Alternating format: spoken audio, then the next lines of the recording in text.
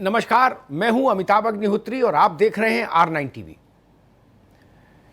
राम जन्मभूमि स्थल पर रामलला के मंदिर निर्माण के लिए जब सर्वोच्च न्यायालय ने आदेश दिया, 100 साल लंबी एक न्यायिक प्रक्रिया का समापन हुआ, तो लगा देश के इतिहास के इस सबसे बड़े विवाद पर अब पूर्ण विराम लग जाएगा।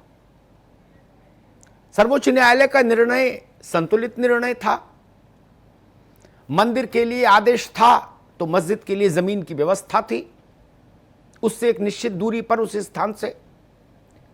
और जो दो प्रमुख पक्ष थे, एक हिंदू पक्ष और एक मुस्लिम पक्ष, दोनों पक्षों की भावनाओं का देश की सबसे बड़ी अदालत ने संविधान और कानून के दायरे में रहकर ख्याल रखा। एक बेहतरीन निर्णय आया और उस वक्त पूरे देश ने उस निर्णय को सहजता से, सरलता से, सद्भाव से स्वीकार भी किया। लेकिन अब 5 अगस्त को राम जन्मभूमि स्थल पर भूमि पूजन क्या हुआ मंदिर का, शोले फिर भड़क उठे। फिर वही स्वर सुनाई दे रहे हैं। जहां पर मस्जिद थी वो कयामत तक मस्जिद रहेगी वहीं पर। बाबरी मस्जिद थी, बाबरी मस्जिद है, बाबरी मस्जिद रहेगी। अब अगर यही करना था तो सुप्रीम कोर्ट में लड़ाई क्यों लड़ी, हाई कोर्ट में लड़ाई क्यों लड़ी, फैजाबाद जिला कोर्ट में लड़ाई क्यों लड़ी गई? ये सुप्रीम कोर्ट की अवमानना है। अब लड़ाई भारतीय जनता पार्टी, राष्ट्रीय स्वयंसेवक संघ, बजरंग दल बनाम बाबरी मस्जिद एक्शन कमेटी नहीं है। अब तो अगर आप सुप्रीम कोर्ट के निर्णय के विरुद्ध बोल रहे हैं तो आप देश की सबसे सर्वोच्च अदालत का असम्मान कर रहे हैं। और सबसे हैरानी की बात ये, कल रात में जब मैं महापंचायत के अपने शो में था तो एक मुस्लिम पक्ष के प्रवक्ता थे मेरे साथ। वो इतना उत्तेजित हो गए कि उन्होंने सुप्रीम कोर्ट के संदर्भ में एक ऐसी टिप्पणी कर दी जो टिप्पणी कहीं से कहीं तक स्वीकार नहीं की जा सकती। वो टिप्पणी निंदा के योग्य थी। उन्होंने एक देश का उदाहरण दिया कि वहां एक गोरे ने एक काले की हत्या कर दी, अदालत का फैसला गोरे के पक्ष में आया तो जो अश्वेत थे उन्होंने मिलकर जज का घर फूंक दिया, बोले ऐसी स्थिति बनेगी। बताइए, ये परिस्थिति बन गई। सुप्रीम कोर्ट को धमकी दी जाएगी, देश के कानून को ठेंगा दिखाने की कोशिश होगी, संविधान की मर्यादा के साथ ऐसा किया जाएगा। मैं हतप्रभ रह गया कल। इस आजाद हिंदुस्तान में कोई ऐसा भी कह सकता है कि सुप्रीम कोर्ट के जजों के घर फूंक देंगे क्या? यानी फैसला आपकी इच्छा से आए, यह फैसला कानून की हद में आए, कानून की जद में रहकर आए। इन्हीं सवालों पर आज 2 खास मेहमान मेरे साथ हैं। मौलाना साजिद रशीदी हैं, अध्यक्ष हैं इमाम एसोसिएशन के। वसीम रिजवी साहब हैं, चेयरमैन हैं शिया वक्फ बोर्ड के। मैं इन दोनों से समझने की कोशिश करूंगा कि जब वंस फॉर ऑल सेटल हो गया सुप्रीम कोर्ट के द्वारा ये विवाद, तब नए सिरे से तेल में भीगी हुई बत्तियां और माचिस लेके लोग क्यों घूम रहे हैं आग लगाने के लिए। साजिद रशीदी साहब, कल मैंने आपका भी एक वक्तव्य देखा, आपने भी वही कहा कि मस्जिद थी, मस्जिद है, मस्जिद रहेगी इंशाअल्लाह कयामत तक वहीं पर। तब तो सुप्रीम कोर्ट का आदेश ही बेकार हो गया। कोर्ट ने कहा वहां नहीं रहेगी मस्जिद, मस्जिद वहां से इतने किलोमीटर दूर जमीन दो, वहां मस्जिद बनेगी।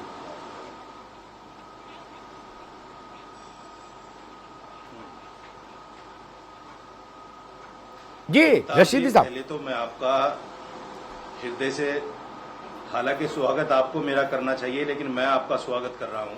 मैंने दोनों का स्वागत कर दिया पहले मित्र के लिए आपको शुभकामनाएं दे रहा हूं। जी, ये पहली मुलाकात है मेरी आपकी R9 पर। जी जी जी जी। आप बहुत अच्छे एंकर हैं, प्रवक्ता हैं, जर्नलिस्ट हैं, मैं आपका सम्मान भी करता हूं। एक पहले बात मेरी आप सुन लीजिए, आप मुझसे जो भी सवाल करेंगे जी, मैं आपके हर सवाल का जवाब दूंगा। लेकिन वसीम रिजवी अगर मुझसे कोई सवाल करेगा तो मैं सवाल का जवाब नहीं दूंगा, ये सुन लीजिएगा आप जी। क्योंकि मुझे बताया नहीं गया कि वसीम रिजवी के साथ आपको बैठना है। मुझे पता था कि अमिताभ जी होंगे और मैं होऊंगा। चलिए, दोनों अपनी अपनी बात हमसे तो कहेंगे। मेरा जवाब आप जी सुनिए। जी जी, अब मेरा जवाब आप सुनिए। जी। देखिए, मैंने कल 3-4 बातें कही हैं। अगर 3-4 बातों में आपको कहीं झोल नजर आता हो तो मुझे बताइएगा। एक तो मैंने ये कहा है कि सुप्रीम कोर्ट ने कहा है कि मंदिर तोड़कर मस्जिद नहीं बनाई गई। दूसरे, सुप्रीम कोर्ट ने यह कहा है कि 1949 तक उसमें नमाज होती रही। तीसरे, उन लोगों का दावा था कि रामलला रात में प्रकट हो गए, तो कोर्ट ने कहा कि प्रकट नहीं हुए, मूर्तियां रखी गई नाजायज तरीके से। 6 दिसंबर 1992 को बाबरी मस्जिद को गैर संवैधानिक तौर पर ढाया गया। आप मुझे बताइए, आप बड़े सुलझे हुए जर्नलिस्ट हैं, अगर आपकी अदालत में मेरा कोई केस आए और मैं आपसे कहूं साहब मेरे घर पर चोरी हो गई, आप मुझे फैसला सुनाएं कि साहब चोरी तो आपके यहां हुई है, माल भी आपका लूटा है और चोर का भी हमको पता है, लेकिन ये माल चोर को ही हम देते हैं, तो ये फैसला कैसा होगा ये आप अच्छी तरह जानते हैं। सारा कुछ कोर्ट ने बताने के बाद बाबरी मस्जिद की जगह को राम मंदिर को दे दिया। मुसलमान फिर भी इसलिए खामोश रहा कि चूंकि देश की सबसे बड़ी अदालत का फैसला है और हमने उसको सर और आंखों पर रखा। दूसरी बात, कोर्ट ने हमें दूसरी जगह पर मस्जिद भीख में देने की कोशिश की, जिस भीख को मुसलमान लेना नहीं चाहता। जो वक्फ बोर्ड है, सुन्नी सेंट्रल बोर्ड, ये योगी सरकार का ही एक अंग है। उसके चेयरमैन ने इस जगह को एक्सेप्ट कर लिया। चलिए, हम मानते हैं कि आपने एक्सेप्ट भी कर लिया क्योंकि सरकारी इदारा है, लेकिन आपको याद होगा कि परसों सीएम योगी से एक सवाल किया गया। परसों 2 घटनाएं हुई जी। मैं विस्तार से जिक्र करता हूं कि पहली घटना यह हुई कि पीएम और सीएम जो बनते हैं, आपको पता है कि वो संविधान की शपथ लेकर बनते हैं, और संविधान की शपथ ये ली जाती है कि मैं धर्मनिरपेक्ष रहूंगा, किसी जात, किसी धर्म, किसी व्यक्ति का फेवर नहीं करूंगा, अपने कार्य को श्रद्धा और निष्ठा के साथ करूंगा। ये श्रद्धा और निष्ठा जो है संविधान के प्रति होती है, ये अपनी आस्था के प्रति नहीं होती है। अगर देश का प्राइम मिनिस्टर या प्रदेश का सीएम अपनी आस्था के साथ में निष्ठा रखेगा तो फिर वो इंसाफ कैसे करेगा। देश के प्राइम मिनिस्टर ने, प्रदेश के मुखिया ने वहां जाकर शिलान्यास किया। आप बताइए, ये संविधान के खिलाफ था, ये संविधान के हक में था? ठीक है, आपकी बात आ गई जी। कि उसी वक्त में एक पत्रकार ने उनसे पूछा, उसी वक्त एक पत्रकार ने पूछा कि सर, जो जगह मस्जिद को दी गई है, अगर आपको वहां जब शिलान्यास होगा तो आप क्या वहां भी जाएंगे? तो योगी जी ने बड़ी अजीब बात कही, जिसका संविधान से और प्रदेश के मुखिया के सीएम होने के नाते कहीं तक कोई लेना देना नहीं। उन्होंने कहा साहब मैं योगी हूं, मैं मस्जिद के शिलान्यास के लिए नहीं जाऊंगा। साजिद रशीदी साहब, आपकी सारी बातें आई। अब मैं एक टिप्पणी, ठीक है साजिद रशीदी, अभी थोड़ा रुकिए। आपकी बातें बहुत अच्छे से आई। अब मैं वसीम रिजवी के पास चलूंगा, लेकिन उससे पहले 2 बातें कहूंगा, तथ्य साफ रहने चाहिए। सुप्रीम कोर्ट के सैकड़ों पन्ने के जजमेंट के आपने 2 पैरों से एक लाइन उठाई है, ये ठीक नहीं। सुप्रीम कोर्ट ने कम से कम 70-72 पन्नों में, ये सुन लीजिए भाई, हम भी कुछ लिखते पढ़ते हैं महाराज जी। मैं अयोध्या आज से नहीं देख रहा जी। आप और वसीम रिजवी तो अभी आए होंगे, मैं 35 साल से अयोध्या कवर कर रहा हूं, तब मुझे आप लोग नहीं मिलते थे। इसलिए महाराज रुक जाओ। 70-72 पन्नों में उसने ये बताया कि यहां मंदिर था पहले। उसने भारतीय पुरातत्व के खोज के उत्कीर्ण जो हुए, जो खुदाई हुई, उसके नतीजे वहां कोट किए हैं सुप्रीम कोर्ट ने। इसलिए अपने मन का हिस्सा मत पड़िए, अभी आएंगे तब जवाब दीजिएगा, अभी बीच में नहीं जवाब दे पाएंगे। दूसरी बात, आपने कहा कि प्रधानमंत्री मुख्यमंत्री को नहीं जाना चाहिए, संविधान की शपथ रोकती। संविधान की शपथ धर्म के व्यक्तिगत आचरण पर कहीं नहीं रोकती। हिंदुस्तान के जो मुसलमान राष्ट्रपति रहे वो नमाज पढ़ते रहे, नमाज पढ़ने जाते रहे। पार्लियामेंट के पास एक मस्जिद, एक नमाज मस्जिद थी, है, अभी भी है। तमाम मुसलमान मिनिस्टर सेंट्रल के वहां नमाज के समय शुक्रवार को नमाज पढ़ने आते थे, कहीं रोक नहीं है। प्रणब बाबू राष्ट्रपति रहते हुए 9 दिन पंडाल लगाते थे दुर्गा पूजा में, अपना पंडाल लगाते थे और 9 दिन बिना सीली वस्त्र पहनकर वहां पूजा में बैठते थे। वो राष्ट्रपति नहीं थे। और तीसरी बात, योगी आदित्यनाथ के वक्तव्य को इसमें थोड़ा आपने काट छांट के प्रस्तुत किया। उनका उत्तर है, मैं अपने स्मरण से उद्धृत करता हूं। उन्होंने कहा कि अगर आप उत्तर प्रदेश के मुख्यमंत्री से ये सवाल कर रहे हैं तो सभी धर्मों में मेरी समान वो है भाव, उत्तर प्रदेश के मुख्यमंत्री का। अगर आप योगी आदित्यनाथ से पर्सनल कैपेसिटी में पूछ रहे हैं तो हाँ, मेरी उपासना विधि, उनके शब्द थे, मेरी उपासना विधि अलग है, इसलिए मैं वहां नहीं जाऊंगा। जफरयाब जिलानी से सवाल हुआ, यही जफरयाब जिलानी ने कहा उनको बुलाएंगे ही हम, क्यों, उनको क्यों बुलाएंगे, मस्जिद में मुसलमानों को बुलाएंगे। साथ में यह भी हमको ध्यान रखना चाहिए कि जफरयाब जिलानी क्या कह रहे हैं। खैर, वसीम रिजवी साहब, मेरा मसला ये नहीं, मेरा मसला बड़ा सीधा है। जब सुप्रीम कोर्ट ने विश्व हिंदू परिषद क्या कह रहा, मैं उसमें नहीं जा रहा, बाबरी मस्जिद एक्शन कमेटी क्या कह रही, उसमें नहीं जा रहा। मैं तो ये कह रहा हूं, इन सबसे ऊपर जब सुप्रीम कोर्ट ने निर्णय दे दिया, उसी निर्णय के अनुपालन में मंदिर बन रहा है, उसी निर्णय के अनुपात सुप्रीम कोर्ट ने लिखा था कि गवर्नमेंट ऑफ इंडिया एक ट्रस्ट फॉर्म करे, तब हाय तौबा क्यों? ये हाय तौबा मचती तो उसी दिन मच जाती जिस दिन फैसला आया था। क्या इस फैसले पर भी शाहबानो जैसा कोई दबाव क्रिएट करने की कोशिश की जा रही है देश में? अमिताभ जी, अब मैं बोलूं? जी हाँ, अमिताभ जी, आपका बड़ा सम्मान है, आदर है। मेरी तबीयत कुछ खराब थी, लेकिन मैं आपकी बात, आपका thank you so much, thank you so much, आ गया जी। देखिए, खालिद रशीद साहब ने, साजिद रशीदी साहब ने सबसे पहले जो बात कही कि मैं वसीम रिजवी के सवालों का कोई जवाब दूंगा नहीं, मैं इनसे सीधा कोई सवाल करूंगा भी नहीं, क्योंकि ये सवालों के लायक नहीं हैं। इनको ना तो इस्लामिक मालूमात है, ना दुनियावी मालूमात है। ये लोग वो लोग हैं जो सिर्फ जहर घोलने का काम करते हैं समाज में। अब हिंदुस्तान में जो मुसलमान रह रहा है वो इनकी असलियत समझ चुका है।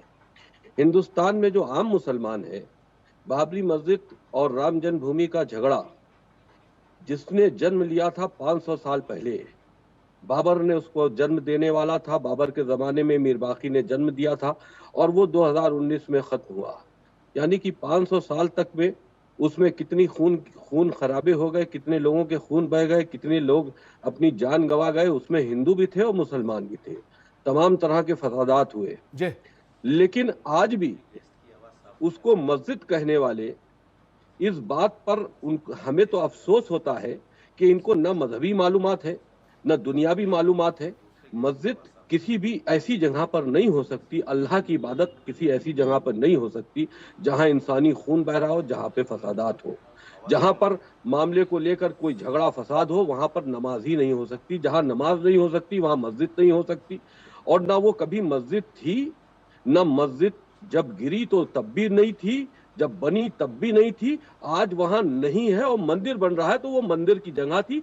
अदालती फैसले को जो चैलेंज करने की बात हो रही है, जैसे भी आपने कहा कि आपने इतने बड़े जजमेंट से कुछ बातें उठा ली, आपने वो बातें उठा ली जो आपके मतलब की थी, और उसी जजमेंट को आप मानते हुए उन बातों को आप सही मान रहे हो, और जो जजमेंट का फाइनल जब उसका रिजल्ट आ रहा है तो आप कह रहे हो नहीं साहब ये तो गलत है। तो जो मतलब की चीज थी वो आपने मान ली, और जो मतलब की आपकी नहीं थी वो आपने उसको नहीं माना। अब ना मानो या ना मानो, हिंदुस्तान की सबसे बड़ी अदालत ने एक फैसला किया है और हर मुसलमान को वो इसलिए कबूल है कि वो मंदिर और मस्जिद के झगड़े में पड़ना नहीं चाहता था। इसीलिए हर आम मुसलमान ने इनके जैसे मुल्लाओं की आवाजों को दबाते हुए, उनको नकारते हुए उस फैसले को कबूल किया। कहीं पर कोई विरोध का सुर पैदा नहीं हुआ। यही सबसे बड़ी जलन है इन लोगों की। अब ये वो मुद्दा दफन हो गया, खत्म हो गया, राम मंदिर का शिलान्यास हो गया। अब उसमें तरह तरह के सवालात हैं। माननीय प्रधानमंत्री जी के लिए सवालात इन लोगों के ये हैं कि साहब वो वहां क्यों गए। प्रधानमंत्री जी अभी जब जॉर्डन गए थे, कुरान मजीद का वहां पर एक बहुत बड़ा कार्यक्रम था, मुख्य अतिथि बना के भेजे गए थे। ना हिंदुओं को कोई ऑब्जेक्शन हुआ और ना मुसलमानों की तरफ से ये बात कही गई कि साहब हमारे प्रोग्राम में वो क्यों चले गए।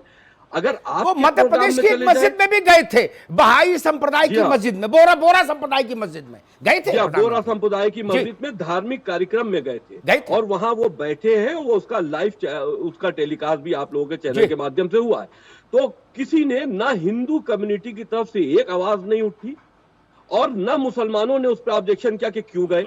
आज अगर वो मंदिर, वो राम मंदिर जो कि एक बहुत बड़ा विवाद था, जिसको हिंदुस्तानियों ने जन्म नहीं दिया था, हिंदुस्तानी मुसलमानों ने जन्म नहीं दिया था, उसको एक बाहर से जो लुटेरा बाबर आया था, उसने हिंदुस्तान में एक फसाद की नींव बोई थी, जो एक जहरीला पेड़ निकला और उससे इतने बड़ा नुकसानात हमारे हिंदुस्तान को हुए। आज वो खत्म हो गया तो हमें खुशी मनानी चाहिए।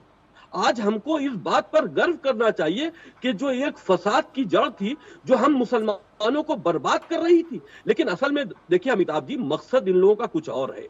इन लोगों का मकसद ये है कि ये इस्लाम की आड़ लेकर और ये एक मजहबी मिशन चलाने की वो कोशिश कर रहे हैं कि हिंदुस्तान में उन नौजवानों को किसी न किसी बहाने, बड़े या छोटे झगड़ों में उलझाया जाए, उनके दिलों में तासुब पैदा किया जाए और तासुब पैदा करके उनको तैयार किया जाए कि कभी ना कभी हम हिंदुस्तान में कोई गृह युद्ध जैसी स्थिति पैदा कर दें।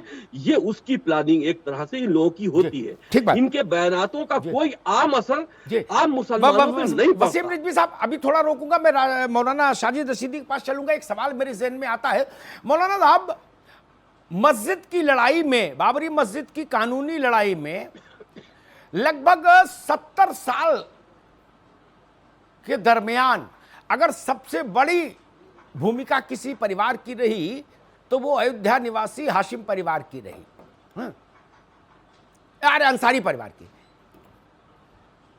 उन लोगों ने, उनके वालिद ने लड़ाई लड़ी, उसके बाद उनके बेटे ने लड़ाई लड़ी। मैं इकबाल अंसारी का एक बयान देख रहा था आज।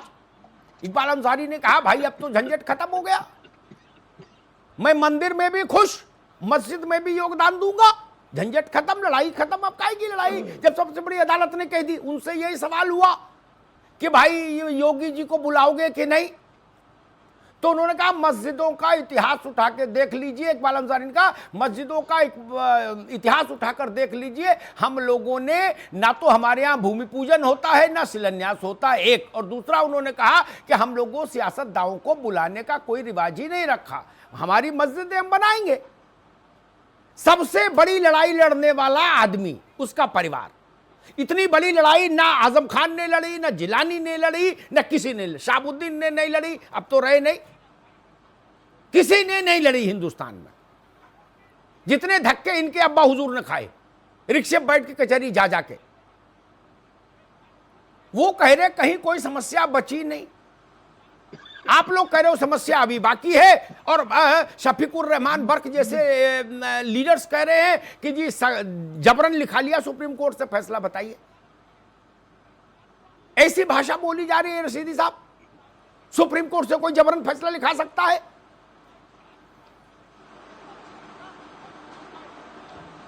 अमिताभ जी, आपने पहले एक सवाल उठाया कि साहब प्राइम मिनिस्टर या राष्ट्रपति देश के वो इबादत गाहों में जाते हैं, वहां पूजा पद्धति करते हैं।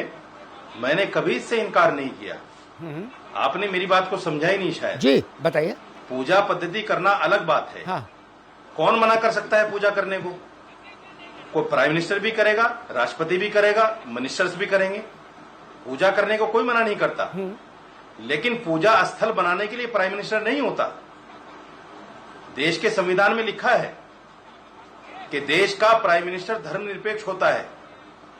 साजिद रशीदी, ये कहाँ लिखा है, ये कहाँ लिखा है कि प्रधानमंत्री, मुख्यमंत्री, मंत्री, सांसद, विधायक किसी धार्मिक स्थल का शिलान्यास में नहीं जाएंगे? ये संविधान के किस अनुच्छेद में लिखा है? आप बता दीजिए तो मैं पत्रकारिता छोड़ दूं महाराज, आप बता दो। धर्मनिरपेक्ष अमिताभ कहाँ लिखा है?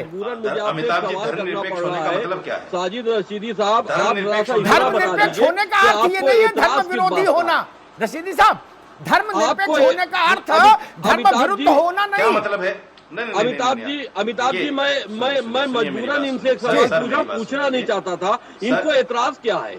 इनको असल में एतराज क्या है? वहाँ पर पूजन जो हुआ उस पर एतराज है, जो शिलान्यास हुआ उस पर एतराज है। साजिद रशीदी साहब, आता हूँ साजिद रशीदी साहब जी, मैं जवाब ही नहीं दूंगा इस आदमी का। अरे आप बात हमसे करो ना, बताओ। देखिए, मैं फिर कहता हूँ जी सर, मैं आपसे ही बात कर जी। रुकिए वसीम रिजवी साहब, रुकिए भाई, रुकिए वसीम रिजवी, रुकिए। ये चुप रहे तो मेरी बात जाए। हाँ आप बोलिए, आपकी बात आ रही केवल। हाँ, इनका एतराज तो पूछ लीजिए, एतराज किस बात पर है? उनकी आवाज मेरे कानों में। वसीम रिजवी भाई, वसीम रिजवी की आवाज अभी रोकिए जी। साजिद रशीदी जी, देखिए, मेरा मानना ये है कि कोई भी आदमी जिस धर्म का होगा वो अपनी पूजा पद्धति करेगा और उसको करना चाहिए। पूजा पद्धति करने के लिए, किसी भी धर्म को मानने के लिए हमारे संविधान ने पूरे अधिकार दिए हैं। हाँ। हर आदमी को दिए हैं। पीएम भी उसी में आता है, सीएम भी उसी में आता है, आम नागरिक भी उसी में आता है। पीएम और सीएम और आम नागरिक के संविधान में धर्म को लेकर कोई अलग अलग अधिकार नहीं है सर। जी हाँ। लेकिन धर्मनिरपेक्ष का मतलब यह है कि जब आप कसम खाते हैं, शपथ लेते हैं, तो ये कहते हैं कि मैं किसी धर्म, किसी जाति, किसी व्यक्ति का पक्षपात नहीं करूंगा। उसका मतलब क्या है? इसमें आप मुझे समझा दीजिए। आ गया भाई, आप तो बहुत सीनियर जर्नलिस्ट हैं। साजिद रशीदी, आप पक्षपात क्यों नहीं है? हम बता दें, आप पहले आप अपनी पक्षपात बात क्यों नहीं कंप्लीट है? करो, मैं अगर प्राइम मिनिस्टर, सुनिए सर जी जी, अगर प्राइम मिनिस्टर शिलान्यास में न जाकर ये कहते कि साहब मंदिर बन जाए, या मंदिर में जा रहा हूं, मैं सिर्फ पूजा करने के लिए जा रहा हूं, हमें कोई आपत्ति नहीं है। मंदिर बनने के बाद आप जाएं, मंदिर बनने से पहले आप जाएं, देश के किसी मंदिर में जाएं, किसी मस्जिद में जाएं, किसको एतराज है? ठीक, आपकी बात आई। लेकिन जब आप टोपी पहनने से इनकार कर दें, जब आप टोपी पहनने से इनकार कर दें और आप मंदिर जाकर पूरा शाश्वत दंड प्रणाम करें, हाँ। पूरा जमीन पर लेट जाएं, ठीक है, तो आप मुझे बताइए कि ये पक्षपात है कि नहीं है? ठीक, साजिद रशीदी, आस्था अपनी जगह है। रुको भाई, रुको ना, अब उत्तर तो लो। आस्था बिल्कुल अपनी जगह। मैं ही एक उत्तर मैं देता हूं, फिर बाद में वसीम रिजवी से एक दूसरा सवाल करूंगा। रुको साजिद रशीदी साहब, एक मिनट।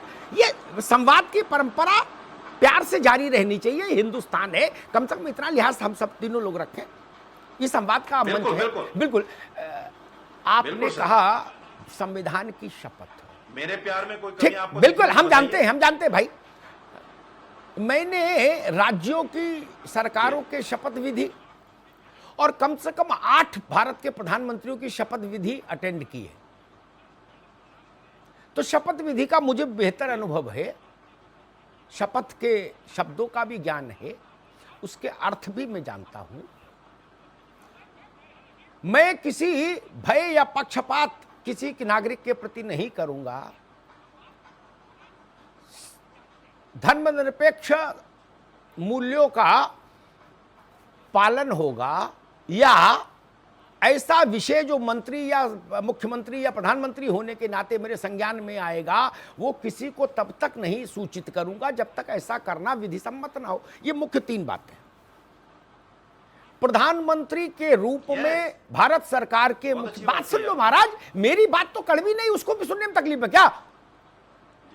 तर्क तो सुनो सर। सुन रहा हूं आपकी बात को ही। प्रधानमंत्री या मुख्यमंत्री के रूप में हेड ऑफ द गवर्नमेंट होने के नाते जब आप फैसला ले रहे हो, तब आपका फैसला धर्म, जाति, वर्ग पर आधारित नहीं होना चाहिए। यही बात संविधान शपथ में कहता है। सिर्फ इतनी बात। आप मंदिर में जाके क्या करो, खीर खाओ के लड्डू खाओ, ये संविधान ने कहीं नहीं लिखा कि ये खाओ ये नहीं खाओ। वो आपका व्यक्तिगत आचरण है। आप कहीं भी जा मुझे- सकते हैं, मुझे 30 किसी सेकंड कथा में यजमान हो सकते हैं, किसी भागवत में हो सकते हैं, किसी भंडारा में हो सकते हैं। रोजा इफ्तार जब आप कर सकते हो, भारत के कम से कम मोदी जी को छोड़ दीजिए, तो वाजपेयी तक रोजा इफ्तार होता था कि नहीं? टोपी लगा के सब लोग खड़े होते थे कि नहीं? क्या हज पर सब्सिडी नहीं मिली? मुझे दे दीजिए। हाई कोर्ट और सुप्रीम कोर्ट ने उस पर ऐतराज जताया कि धर्म के आधार पर सब्सिडी कैसे मिल रही है। तब ये सवाल नहीं उठे, आज ये सवाल उठ रहे हैं। 30 सेकंड दे दीजिए, 30 सेकंड दे दीजिए, मैं जवाब देता हूं। नहीं, अभी मैं वसीम रिजवी के पास चलूंगा, फिर आपके पास आता हूं दोस्त। वसीम रिजवी, अमिताभ जी, वसीम रिजवी आऊंगा, साजिद भाई आऊंगा। एक बार वसीम रिजवी से एक सवाल ले लूं। वसीम रिजवी, मेरा ये कि कड़वा कड़वा थू और मीठा मीठा गप, हिंदुस्तान के प्रधानमंत्री निवास में 1947 से लेके अभी तक, मोदी के आने से पहले तक रोजा इफ्तार होता रहा, टोपी भी लगती रही, चार खाने वाला गमछा भी पड़ता रहा, सरकार के पैसे से रोजा इफ्तार होता रहा, सरकार के पैसे से। वहां धर्मनिरपेक्षता खतरे में नहीं पड़ी, वहां नहीं पड़ी। मुख्यमंत्रियों के निवास पर होता रहा, वहां धर्मनिरपेक्षता खतरे में नहीं पड़ी। एक अपनी पर्सनल कैपेसिटी में आदमी अगर मंदिर चला गया तो आपत्ति हो गई। वसीम रिजवी जी, अमिताभ जी देखिए, अगर के हमारे किसी मजहबी प्रोग्राम में या हमारे किसी मजार या दरगाह में कोई गैर मुस्लिम यानी कि कोई भी नेता अगर हमारे के यहाँ आता है, तो हम उसको टोपी भी पहनाने की कोशिश करते हैं, उसके गले में माला भी डालने की कोशिश करते हैं, अंगोछा भी इस्लामिक पहनाने की कोशिश करते हैं, और वो हाथ उठाकर दुआ भी करता है, आपकी तरह खड़ा होता है, कोई एतराज किसी को नहीं होता। अगर के कोई मुसलमान मंदिर चला जाए, माथे पे टीका लगा ले, या आपकी आस्था के अनुसार उसको सम्मान देते हुए आपके मंदिर के रीति रिवाज से अगर वहां पूजा में शामिल हो जाए, तो हमारी तरफ से बड़ी टिप्पणियां शुरू हो जाती हैं कि साहब इनको तो धर्म से निकाल देना चाहिए, ये तो मंदिर चले गए, ऐसा कर दिया। तो ये देखिए, ये हिंदुस्तान में रहकर ऐसे नहीं चल सकता। हम सब, अमिताभ जी और वसीम रिजवी और साजिद रशीदी को यहीं रहना है, एक साथ मिलकर रहना है। अगर आप ऐसे तासुब के पेड़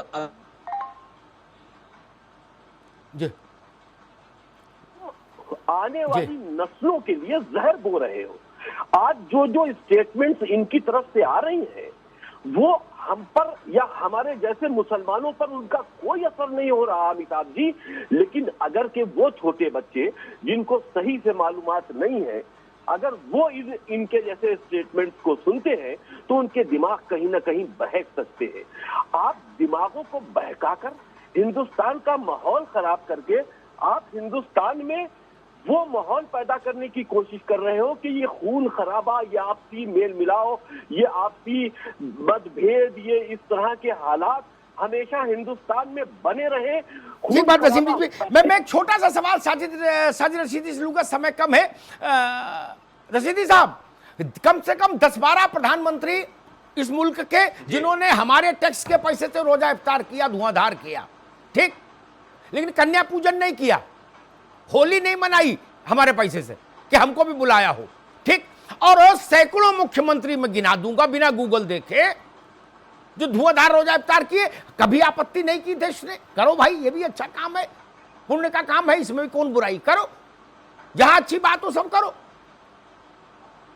बाहर हिंदू राजनेताओं ने टोपी पहनी, गमछा पहना, कभी आपत्ति नहीं हुई। लेकिन ये बात तो वसीम रिजवी ठीक कह रहे हैं कि अगर कोई मंदिर चला जाए मुसलमान राजनेता, तो आप उसके खिलाफ फतवा जारी कर दोगे, नहीं तो मेरठ वाले तो जरूरी कर देंगे, वहां के कुछ लोग हैं। अब मुजफ्फरनगर वाले बोले जी इनका सिर काट के लाओ, 50 लाख देंगे, इनने पटका क्यों पहन लिया। कभी आपने सुना किसी ने कहा कि इनने टोपी क्यों पहन ली, इनके खिलाफ फतवा जारी करेंगे। भारत हिंदुओं ने कहा कि इनके खिलाफ इनका हुक्का पानी बंद करेंगे। रशीदी साहब, ये तो दोहरा मानदंड है भाई। सर जवाब सुन लीजिए जी। देखिए, इस्लाम धर्म और दूसरे धर्मों में यही एक फर्क है। इस्लाम धर्म सिर्फ एक खुदा की इबादत और पूजा करने को कहता है। जी। अमिताभ जी, मैं इस बात अगर पर कोई आपको आदमी करता इस पर हूं। चलता है, आप सुनिए, ये गलत, एक खुदा की इबादत करता है, गलत कह रहे हैं, एक खुदा की धर्म पूजा चाहे करता है। कोई भी हो, लेकिन वो इंसानियत देखो फिर ये सिखाता बात है, बोल पड़ा बिल्कुल ये फर्क आदमी, नहीं। इसकी सुन लीजिए पहले, बिल्कुल इसको फर्क ज्यादा नहीं बोलने है, की साजिद बीमारी है। रशीदी साहब, इस्लाम धर्म में हो या कोई धर्म हो, आपको सारे धर्मों में इंसानियत सिखाई गई है, और इंसानियत से हटकर अगर आप कोई काम करते हैं तो वो धर्म नहीं, अधर्म है। आप इंसानी नहीं हो तो फिर धर्म किस बात का, साजिद रशीदी? ठीक किस बात के जी, धर्म की रुकिए बात वसीम करते हो? रिजवी जी, साजिद रशीदी साहब, हाँ कहिए अपनी बात जी। साजिद जी, सर मैं ये कह रहा हूं, इस्लाम और दूसरे धर्मों में यही बुनियादी फर्क है। दूसरी एक चीज मैं आपका शुक्रगुजार हूं कि आपने रोजा इफ्तार का जिक्र किया, टोपी और गमछे का जिक्र किया, और आपने साथ में ये भी कहा कि नरेंद्र मोदी से पहले, जी हाँ, बहुत अच्छी बात कही आपने, नरेंद्र मोदी से पहले। हाँ, नरेंद्र मोदी के बाद क्यों नहीं? नहीं करना चाहते, सरकारी पैसे से क्यों करेंगे नरेंद्र रोजा मोदी के इफ्तार? बाद क्यों नहीं? ये रोजा इफ्तार के लिए टैक्स इसलिए- देते हैं क्या? सर सुनिए, सर नहीं सुनिए, करना चाहिए किसी को। नहीं सर, नहीं सर, नहीं सर, नहीं अपनी सर, तनख्वाह से नहीं सर। करो ना। Sir sir sir sir sir sir आप ये गलत कह रहे हैं, आप ये गलत कह रहे हैं कि टैक्स के पैसे से क्यों करें। मुसलमान भी टैक्स देता है, मुसलमान भी टैक्स, तो रोजा टैक्स इफ्तार के दिया लिए है। टैक्स तो कोई नहीं देता, ना हिंदू ना हम टैक्स मुसलमान, ये देते हैं। जान लो। टैक्स दिया नहीं, जाता है विकास के लिए, टैक्स दिया जाता है गरीबों के लिए, टैक्स दिया जाता है सर, मेरी अस्पताल और बात- स्कूल के लिए। महाराज सर मेरा जवाब सुनेंगे सर? जी सर मेरा जवाब सुनेंगे? जी जी जी जी, जवाब से पहले एक सवाल आएगा तो अच्छा नहीं होगा ना। से आप जवाब मेरा मानना दे रहे ये हो। है आप ये कह कि रहे हो जब देश साजिद के रशीदी सभी साहब, नागरिक आपका टैक्स मतलब ये टैक्स है पेयर हैं, कि अगर रोजा टैक्स देते इफ्तार हैं, होता है तो मैं वो भी ठीक देता है। हूं, आप ये दूसरे बताओ, लोग भी देते हैं, हिंदुस्तान तो अगर हिंदुस्तान का ही एक 100, प्रदेश 200 है, या 1000, कश्मीर, 500 मुसलमानों को आपने कश्मीर में इफ्तार करा दिया majority हम और मुसलमानों करोड़ों की है। रुपए का टैक्स आप बताओ मुसलमानों कि से बड़े ले रहे मंगल के हैं, दिन तो या कौन सी दिवाली बुराई के होगी दिन इसमें सर? या होली नहीं, के ये दिन? बुराई नरेंद्र नहीं, मोदी दोहरे जी क्यों मानदंड मना नहीं करते हैं रखो भाई, टोपी पहनने बुराई से? नहीं है, दोहरे CM मानदंड नहीं योगी रखो, क्यों? फिर प्रधानमंत्री सर, के सुन वहां लीजिए जाने पर आपत्ति नहीं करो। अच्छा ये आप तो डबल डबल रुख मत अच्छा रखो। सुनिए, अच्छा सुनिए ना अगर सर। प्रधान अगर अगर अगर प्रधानमंत्री गण टोपी सुनिए सर। लगाएं, आपका गमछा सर, पहने मुझे तो भी बोलने दीजिए अच्छे ना। और मंदिर चले जाए तो खराब, ये कैसे चलेगा महाराज? और एक सर, उदाहरण मुझे दे दूं, बोलने दीजिए ना। बीपी सर, सिंह सर, बाहैसियत मुझे बोलने प्रधानमंत्री जामा मस्जिद सर, गए मुझे बोलने थे। दीजिए ना। आज के जो इमाम हैं, इनके अब्बा हुजूर तब इमाम थे, उनको कोर्निश बुरी करने बात है, सर। गए थे कि नहीं गए थे? सर, देश में किसी ने सर, बुरी आपत्ति बात नहीं है, की। मेरा जवाब नहीं सुन रहे आप। साजिद रशीदी साहब, आप अपने व्यूज तो मैं ज्यादा आपका क्लियर कर सम्मान दीजिए, करता हूं, जी। मेरी मेहरबानी बात नहीं करके। सुन रहे हैं। जी। और आप कभी इस तरह की मेहरबानी डिबेट करके करते हैं? जी, साजिद रशीदी साहब, सवाल जी। पे सवाल, सवाल पे जी। सवाल। जी असली सुनिए, जी। सुनिए सर, जी। देखिए हमारे देश के प्रधानमंत्री, मेरे प्रधानमंत्री श्री नरेंद्र मोदी दुबई गए थे, आपको याद होगा। जी हाँ। क्या ऑब्जेक्शन है? दुबई में उनको सम्मान दिया गया, वो मुस्लिम कंट्री है ना। हाँ। हमारे प्रधानमंत्री ने, मेरे प्रधानमंत्री ने जब वहां मंदिर की जगह मांगी तो उन्होंने मंदिर की जगह भी दी। बैठे थे वो आपके हाथ से, मुसलमान दोहरा मापदंड कहाँ करता है? उस पर आपको आप मुसलमान तो जियो और जीने दो की उसमें यकीन रखता है। क्लियर कीजिए। जब से बीजेपी आई है, आपको नहीं लगता कि मुसलमान अकेला पड़ गया है देश में? नहीं नहीं, यही बात कल मुसलमान को शफीकुर गाय के रहमान नाम पर कह रहे क्यों मारा जा रहा थे, है? मैंने उनसे भी कहा ये नहीं है यहाँ ना, सुनिए, कानून सर, का फिर राज बोल- है, सर, सबको फिर बराबर बोल पड़े आप। इख्तियार है। सर फिर बोल पड़े आप। आम मुसलमानों सर, मेरी को सुनिए। झेलना पड़ेगा हिंदुस्तान सर मेरी में। सुननी जी। पड़ेगी आपको। जी। आपके ये आप मुझे बात बताइए, बिल्कुल गाय गलत आपकी माता है? आप लोगों ने मुसलमानों यूपी के में साथ माता में है? दुश्मनी अदा करने की गोवा में कोशिश माता की। नहीं है? मुसलमानों नॉर्थ इंडिया के में साथ किसी जगह माता दुश्मनी नहीं है? अदा ठीक करने है। की साउथ कोशिश इंडिया में की किसी है। जगह माता नहीं है? आपके सब जगह बंद होना चाहिए, कंपनियां, गौ हत्या सब जगह बंद होनी चाहिए। संविधान सभा में जब ये मुद्दा आया था तो संविधान सभा एकमत थी कि गौ हत्या पूरे देश में बंद होनी दोहरा चाहिए। मापदंड ये होता है सर। सर माफ कीजिए, दोहरा मापदंड ये होता है कि एक जगह गाय को माता मानो, एक जगह उसको काट के खाओ। दोहरा मापदंड ये होता है। नहीं नहीं, जहां भी दोहरा काट के मापदंड खाया ये जा होता रहा है मुसलमान वहां की अधर्म टोपी हो ना रहा पहनो है, वहां और हिंदुओं मर्यादा का मंदिर बनाओ। उल्लंघन हो रहा है। गाय हर नहीं, आप मुझे हिंदुस्तान भर में बताइए। प्रोटेक्टेड रहनी अरे चाहिए। जी सर आप मुझे बताइए, आप मुसलमान की टोपी भी ना पहनो, हिंदुओं का जाके मंदिर बना दो, ये दोहरा मापदंड नहीं है? अरे मंदिर ये नहीं बना रहे, मुसलमान की रोजा आपकी इफ्तार गलतफहमी किया है करो साजिद और हिंदुओं का रशीदी। मंदिर बना लो। मंदिर कोई ये दो प्रधानमंत्री मापदंड मुख्यमंत्री नहीं है। नहीं बना ये रहा, दोहरा मापदंड मंदिर नहीं है। सुप्रीम कोर्ट के सर, आदेश गलत से बिल्कुल। जनता अमिताभ के जी, चंदे गलत से बन बिल्कुल। रहा है। सुप्रीम am कोर्ट not का any- आदेश है और पैसा नहीं, है बिल्कुल नहीं, मैं आपके जनता बयान से का। सहमत नहीं हूं, सर। सरकार इसमें कहीं नहीं खड़ी। आपकी बातों से आज मैं सहमत नहीं हूं, पता नहीं, आप क्यों। बता दो ना मुझको, सरकार कहां खड़ी पता है? नहीं क्यों मैं आज आपकी बातों से सहमत साजिद नहीं हूं। रशीदी भाई मुझे समझा दो ना, नहीं, सरकार मुझे ने पता 1 नहीं रुपया कि मैं दिया क्यों क्या? सहमत नहीं हूं आपकी बातों से। सरकार ने लेकिन 1 सहमत रुपया नहीं दिया हूं क्या? सरकार ने 1 सर, रुपया मैं दिया आप- हो तो आप जो 40 कहोगे किलो मैं मानने चांदी को की तैयार हूं। ईंट। सरकार सुनिए। कहां है? मंदिर में। अरे सुनिए सर, 40 किलो चांदी की ईंट, 40 किलो चांदी की ईंट शिलान्यास में प्रधानमंत्री ने अपने हाथों से रखी। अरे वो प्रधान कितने की है 40 भारत किलो सरकार चांदी? ने नहीं खरीदी ईंट, हाँ, ये मुझे भी समझ बताइए। लो। वो ईंट भारत सरकार अरे ने सर, नहीं बताइए खरीदी ना। टैक्स के पैसे से। अगर देश का प्रधानमंत्री ये कहता कि ये 40 किलो चांदी गरीबों में बांट दो तो कितना अच्छा होता, कितने दलितों का उत्थान होता, जी। कितने गरीब मुसलमानों का उत्थान होता। कुछ लोग ये ये सवाल कौन भी सी बात है? पूछते हैं। सोने ठीक चांदी है, आप ईंटें रख ठीक रहे हैं है। वहां। वे कुछ ये कुछ प्रधानमंत्री लोग- का कार्य है। रशीदी साहब, कुछ लोग अरे ये भी- देश की कुछ- जनता भूखी मर रही है, कुछ लोग ये भी गरीबी सवाल रेखा करते से नीचे हैं। चली गई है, ठीक है, देश की कुछ- अर्थव्यवस्था बिगड़ गई जी, है, कुछ लोगों लोग- के कारोबार खत्म हो गए हैं, हाँ। और आप मंदिर बनाने को विकास समझ रहे हैं। मेरी मैं बात नहीं आपकी समझ बातों से पाया। सहमत नहीं हूं सर। नहीं नहीं, एक मिनट रुकिए, बिल्कुल एक मिनट सहमत रुकिए। नहीं साजिद हूं। रशीदी, एक फाइनल टिप्पणी मैं करूंगा, समय समाप्त हो रहा है। 40 किलो नहीं, 4000 किलो। आपको देश की अर्थव्यवस्था का एक पता मिनट रुक नहीं? जाइए, 1 मिनट रुक जाइए ना भाई। आपको लोगों के कारोबार का पता साजिद नहीं? रशीदी, 1 मिनट भीख रुकोगे? मांगने पर, ठीक खुदकुशी करने है, पर ठीक मजबूर है, हैं सब समय समाप्त हो रहा है। एक आप अंतिम मंदिर टिप्पणी बनाने मैं को विकास करूंगा। समझ रहे हैं, सर? 40 किलो नहीं, 4000 किलो चांदी हो। भारत सरकार ने अगर वो गरीबों की योजनाओं का अफसोस है पैसा मुझे। काट के चांदी दी होती मुझे अफसोस तो है। अमिताभ अग्निहोत्री उसका विरोध करता। वो चांदी राम भक्तों के चंदे से आई, वो चांदी भारत सरकार के पैसे से नहीं आई, जिससे फिर भी गरीब वो की गरीबों विकास को की जानी योजनाएं चाहिए चलती हैं। थी। इसलिए यह फिर भी तर्क यहां गरीबों को पर जानी चाहिए नहीं थी। चलेगा। मूल बात सर, यह फिर भी है गरीबों को जानी चाहिए थी। वो लोग देश के मंदिरों लिए में खतरा जितना है पैसा है, जो लोग अगर हिंदुस्तान देश की सरकार को सबसे बड़ी चलाना है, अदालत तो की गरीबों का भला हो अवमानना जाएगा। करने की कोशिश कर रहे हैं, ऐसा मुझे लगता है। मंदिर का भी स्वागत होना चाहिए, मस्जिद का भी स्वागत होना चाहिए। ये हिंदुस्तान है। मैं सहमत नहीं हूं दोनों आपकी लोगों बात के से। लिए अलग अलग जगहें दे दी, फिर आपत्ति किस बात की, फिर झगड़ा किस बात पर? ये नाहक विवाद पैदा मत करिए। लम्हों ने खता की है, सदियों ने सजा पाई। ये ध्यान रखिए। नमस्कार।